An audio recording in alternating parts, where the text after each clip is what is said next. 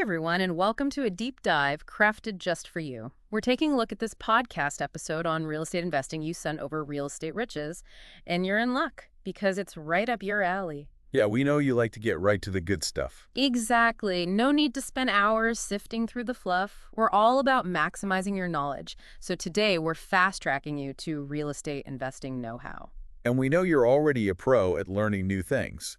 So we can skip the Real Estate 101 and dive right into the aspects of real estate investing that truly make a difference. Exactly. Like, why should this even matter to you? Right. It's about more than just letting your money sit in a savings account. Totally. Imagine your money working as hard as you do. And not just any work. We're talking about a steady flow of cash through rental income. That's the beauty of real estate. Like having your money earn its keep while you're busy achieving your own goals. Plus, it's not just about today. Historically, real estate has this knack for increasing in value over time. So we're talking serious long-term wealth building here. Okay, but give me an example. I love seeing how this works in the real world. All right, so picture this. Let's say you snagged a rental property back in 1990. Okay, back in the day. Right.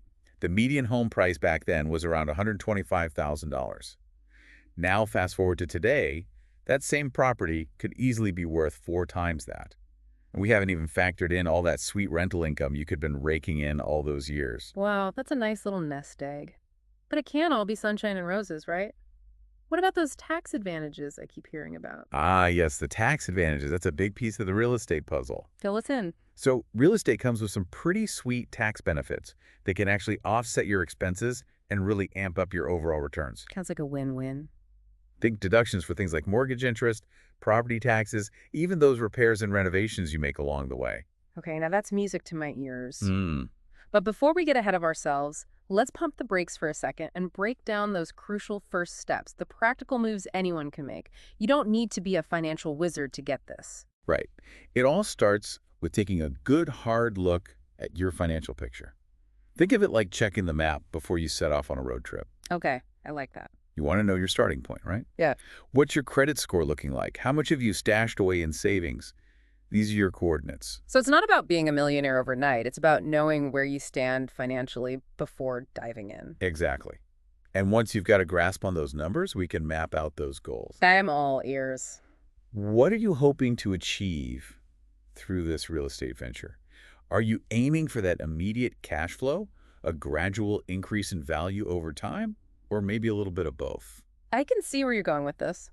This is where understanding your own risk tolerance is super important. Some people might be comfortable going all in for the chance of bigger returns, while others prefer a more laid-back approach. You hit the nail on the head. That's why knowing your goals and risk tolerance is essential. It's about finding that sweet spot that lets you sleep soundly at night. And speaking of knowledge, that's another gem they emphasize. Absolutely. Never underestimate the power of knowledge in the real estate game. Yeah. Now, I'm not saying you need to transform into a real estate mogul overnight. But having that knowledge can definitely give you an edge. For sure. It's about feeling empowered to make those good choices. Uh, So now that we've got the basics down, let's talk about finding your place in the real estate world. This is where things get exciting. Remember those goals we talked about? I do. Well, those goals are going to help you figure out the types of properties and strategies that really fit your vision. Makes sense. It's not about just snatching up any old property. It's about being strategic. You got it. So ask yourself, are you more into the idea of seeing that cash flow right away with rentals? Or are you thinking long-term, hoping for that appreciation over time? Okay, so someone looking for those quick returns might go a different route than someone with a longer game plan. You're catching on. And this is where understanding those different property types comes in. We're talking about those classic single-family homes, your starter homes, rental properties, that kind of thing. Then there are the multifamily units, your duplexes, apartment buildings. Those can offer multiple streams of income, which is nice. And of course, we can't forget about commercial properties, retail spaces, office buildings, you name it. Whoa, okay, that's a lot of options. How do you even start narrowing it down? It really all comes back to those goals we talked about. Each type of property has its pros and cons. Right. Like a single-family home might be less intimidating for someone just dipping their toes into the real estate pool, Sure. whereas multifamily units could bring in more rental income, but often mean more management. More moving parts. Exactly. It's like choosing your own adventure, but for real estate. Yeah. And speaking of adventures, you don't have to go it alone on this one. Oh, tell me more. Tapping into the expertise of real estate professionals can be a game changer. So finding an agent who gets your goals and investing style. Absolutely. They're like your personal Sherpas, guiding you through the ups and downs, helping you dodge those potential pitfalls, and uncovering those hidden gems. Love it.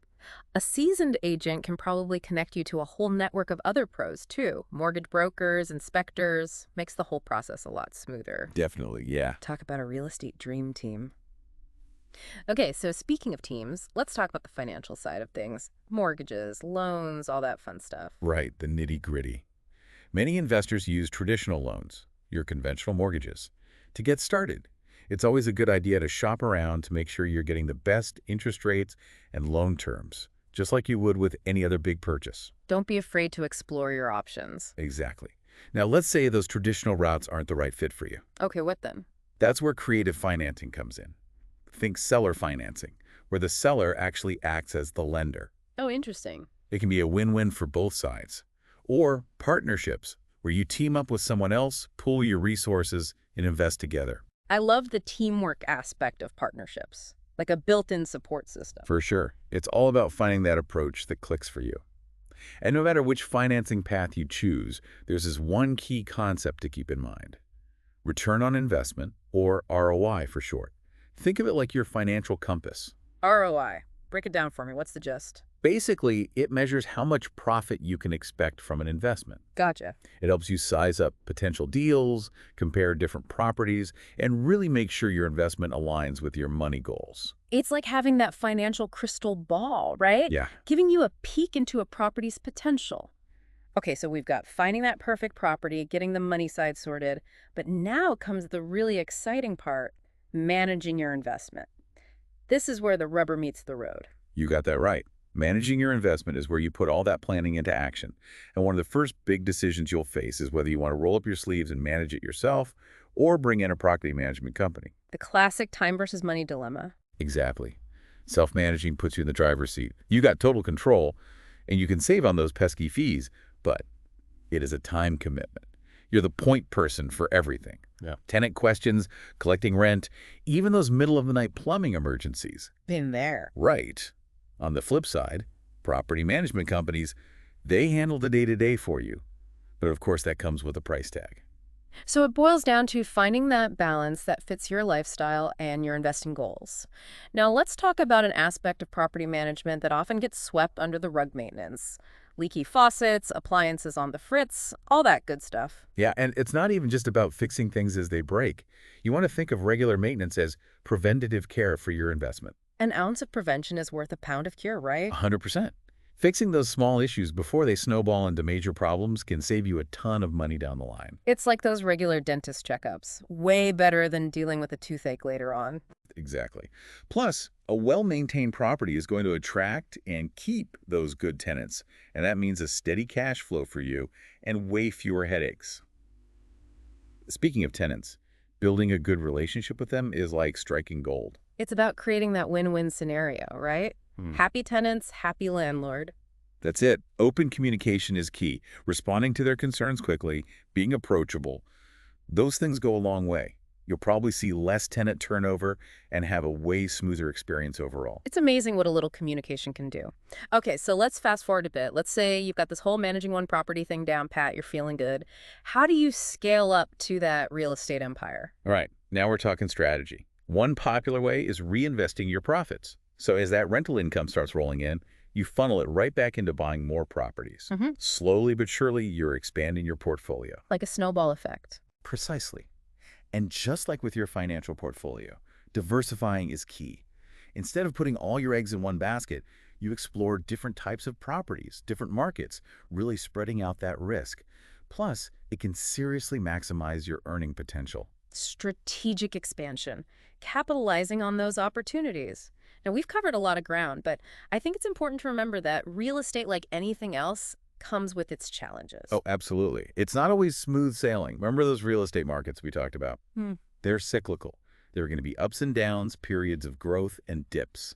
Being ready for those fluctuations is super important. You got to have that long-term vision and not freak out at the first sign of a market shift. Weather the storm and come out stronger on the other side. Exactly.